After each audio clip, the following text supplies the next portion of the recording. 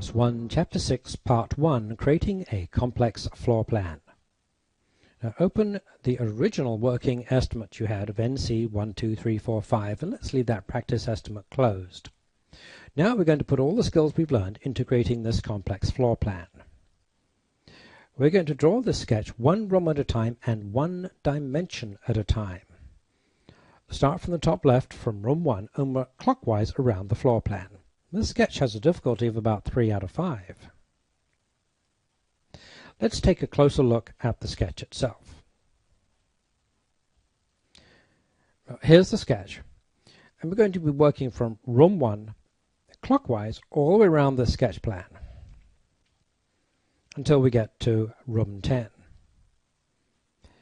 Then I like to actually work down to an open area, down to a corner, rather than working up to a closed wall. But you can work either way. Having created the floor plan, then we're going to go back and put in the pantry here, which I just named, and finally we're going to put in the deck.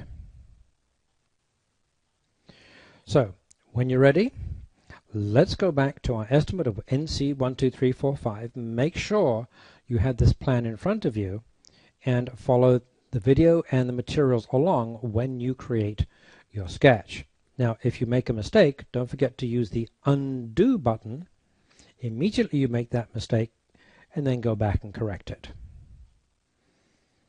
So follow along slowly. Remember, one room and one dimension at a time.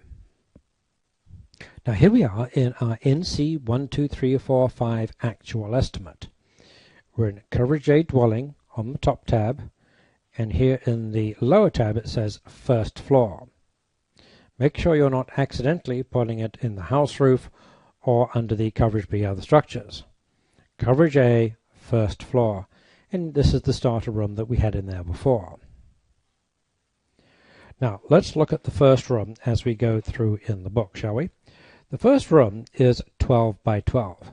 In fact, it's exactly the same size as the starter room. So we're not going to make any changes there. Then we're going to make 2 closets here. A closet for the bedroom 1 and a closet that's going to be for the next bedroom on the side.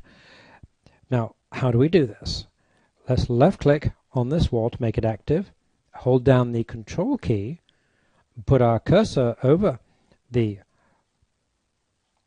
grab handle and pull it out. How wide is the closet? Well, the closet itself shows in the book as 3 feet wide. So let's left click on the active dimension and we'll type in 3 feet. There it is. We've got a 3 foot wide long closet. But of course, as you see in the book, it's divided into 2, isn't it? So how do we make 2 rooms out of 1? Well, we hold the control key down, click on either of the outside walls, it doesn't matter, and simply pull the wall up, and now we've made 2 rooms. Let's get them so that the dimensions are exactly the same, 5'10", and release. And there it is, we've now made 2 closets. Later on we'll put the doors in the closets. Now we're going to make a room to the right of this, and we're going to hold the control key down to make another room. Cursor over the grab handle, pull it out, doesn't matter how far. Let's see how the dimensions are in the book. It's again another 12 by 12 foot room. So type in 12, press enter. Use the control to extents, minus minus,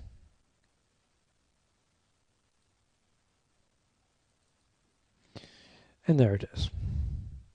Now let's pull this out until the line snaps, and we've got now a 12 by 12. I could of course have just pulled it out, got an active dimension, and typed in 12. You'll find that there's several ways of creating dimensions in rooms. So we've actually built 4 rooms in about a minute and a half. Not too bad. Now we're going to go to the next room, which is room number 5. This is the living room. We know that this wall here continues on to make part of the living room wall here along the passageway. So let's hold the control key down and pull it out a little way, doesn't matter how far. How wide is the living room? 20 square feet. Click in the active dimension, type in 20. Zoom to extents, minus, minus, and there we are. Now, we've got to go a little deeper than 12 feet with this, so we're going to pull that out. Again, it doesn't matter how far. How deep is our room? 20 feet. Type in 20, press enter. And there we have a 20 by 20 room. Now our room actually has a little recess and an arched wall.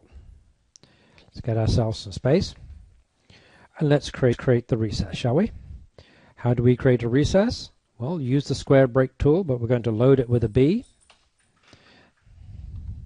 There it is. I've now loaded it with a B. And you can see that the wall itself is 5'2". So let's put 5 foot here, and by the time we're finished and pull the alcove out, the extra 2 inches will suddenly appear. So left mouse button down, drag the cursor to the right until I see 5 feet. Release the left mouse button. Now we're not making a new room, are we? We're simply making an alcove to room 5. So cursor over the middle grab handle, hold the left mouse button down and drag it out. How deep is the alcove? Type in 3 feet. There it is. It's a 3 foot deep alcove. Now, this wall is an arced wall. So we can now left click on the wall, open up the properties box, and change it from arced wall no to arced wall yes. Now all we need to do is to pull it up. The depth of the arc, 3'8". That's good enough. Now get to this stage first, and then we'll continue with the rest. So take a break for a few minutes and make sure you have room 1, 2, 3, 4, and 5 completed. Your dimensions have to be correct now, because if you don't get them correct at this stage, they are cumulative. The errors become cumulative as you continue round in your sketch.